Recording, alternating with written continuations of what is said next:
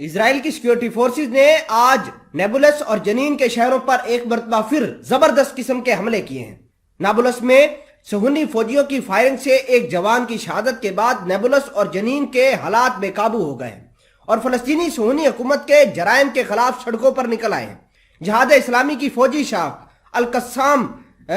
قدس بریگیڈ سے وابستہ نیبولس بٹالین نے ایک بیان میں کہا ہے کہ ہمیں جہاد کے لیے تیار رہنا چاہیے اور غرب اردن کے علاقے جنین اور نیبولس میں صہیونی حکومت کی وحشیانہ جارحیت کا جواب دیا جائے، اور یہ کہا گیا ہے کہ اب فلسطینیوں کو چپ نہیں رہنا چاہیے۔ اور اب آپ کو یہ بھی بتا دیں کہ القدس، القسام اور جو فلسطین کی دیگر تنظیمیں ہیں انہوں نے اپنے جنگجوؤں کو تیار کرنا شروع کر دیا ہے، اور فلسطین کے یہ جنگجو اسرائیل کے لیے وبال بن گئے ہیں۔ اسرائیلیوں کے اندر خوف و ہراس پیدا ہو گیا ہے۔ جہاں بھی کوئی اسرائیلی باہر نظر آتا ہے اس کو نشانہ بنا دیا جاتا ہے، اسرائیل کی فوجی گاڑی اگر نظر آتی ہے اس کو جلا دیا جاتا ہے، اسرائیل کی چوکی نظر آتی ہے اس کو برباد کر دیا جاتا ہے۔ تو یہ تمام تر چیزیں نیبولس، جنین اور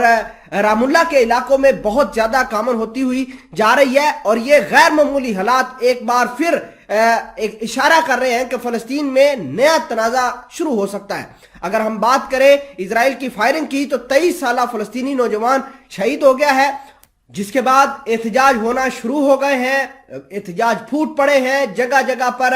نیتن یاہو کی گورنمنٹ کو کرٹیسائز کیا جا رہا ہے، اور نیتن یاہو نے اپنی گورنمنٹ تشکیل دے دی ہے، 1-1.5 دن کے اندر وہ اپنی گورنمنٹ کا اعلان بھی کر دیں گے۔ خیر، اس حوالے سے کچھ اہم چیزیں آپ کے سامنے رکھتے ہیں۔ چھوٹی سی گزارش ہے کہ آپ ہمارا یوٹیوب چینل حسنات ٹی وی کو سبسکرائب کر کے پاس موجود گھنٹی کے نشان کو دبا لیں تاکہ لیٹسٹ نیوز آپ تک بر وقت پہنچتی رہے۔ سب سے پہلے میں آپ کو یہ بتانا چاہتا ہوں کہ جو نیبولس کے حالات ہیں وہ بہت زیادہ خراب ہیں۔ آج بھی اسرائیل کی سیکیورٹی فورسز نے وہاں پر قتل عام جاری رکھا، اور اسرائیلیوں کی جارحانہ کارروائیوں کے بدولت ایک 23 سالہ فلسطینی جوان جس کا نام احمد عاطف مصطفی دراغما تھا، اس کے سینے میں گولی لگنے سے وہ شہید ہوا ہے۔ صہیونی فوجیوں کے حملے میں 4 فلسطینی آج زخمی بھی ہوئے ہیں۔ واضح رہے کہ جہاد اسلامی کی فوجی شاخ القدس بریگیڈ سے وابستہ نیبولس بٹالین نے ایک بیان میں کہا ہے کہ غرب اردن کے علاقے جنین، نیبولس میں صہیونی حکومت کی وحشیانہ جارحیت کا جواب ضرور دیا جائے گا، اور یہ جواب خونی جواب ہوگا۔ بیان میں غاصب صہیونی حکومت کو خبردار کرتے ہوئے یہ کہا گیا ہے کہ اسے یہ جان لینا چاہیے کہ اسرائیل کی جانب سے فلسطینیوں کا خون بہائے جانے سے غرب اردن کے مختلف علاقوں میں استقامت کا جذبہ اور زیادہ مضبوط ہوگا۔ اس کے علاوہ اگر ہم بات کریں اسرائیل کی سیکیورٹی فورسز کی، تو اسرائیل کی سیکیورٹی فورسز نے غرب اردن کے آس پڑوس کے اندر ٹینکوں کی تعداد کو زیادہ کیا ہے، وہاں پر